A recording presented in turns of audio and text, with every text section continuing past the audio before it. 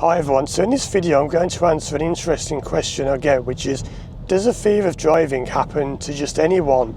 Or does it matter if you're big and tough and strong? Does it not bother you? Well, let me tell you, it doesn't matter who you are, what you're like, your mental state, whatever. Driving anxiety can affect anyone, right?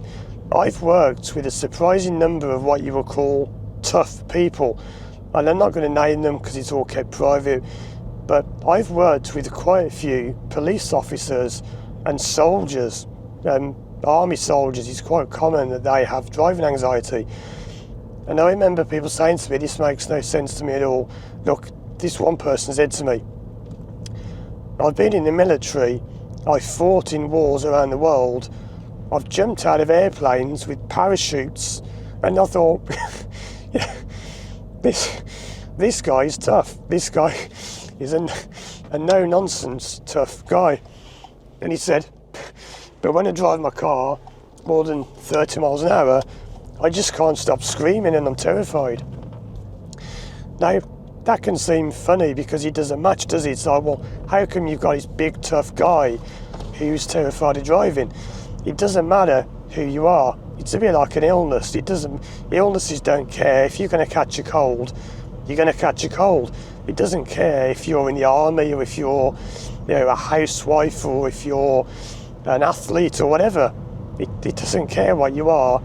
These things are very indiscriminate. It can affect anyone, any age, any time. It doesn't matter. So please don't feel bad if you have a fear of driving or any kind of anxiety, fear, phobia. It's no reflection of you. It's not an insult to your manhood, because I do have this a lot with men who are like, there's a lot of stuff with men where men are naturally over the years have been like the leader, the breadwinner, the big tough one, the leader of the family. And these days, of course, that's no longer as applicable with all political correctness and all this stuff going on. But the problem with that is nature doesn't care.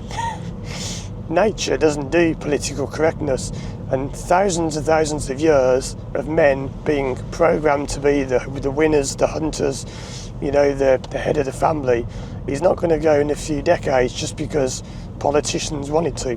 Sorry, but that's not how it works. Nature doesn't care about wokeness, is a good way of putting it.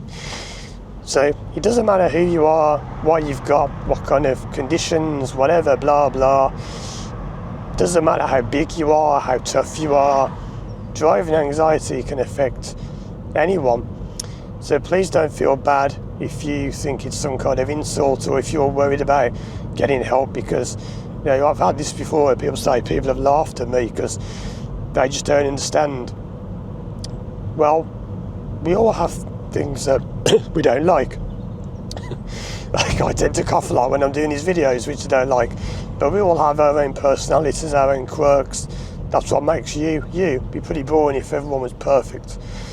So yeah, just a quick short video there to let you know that driving anxiety can affect anyone.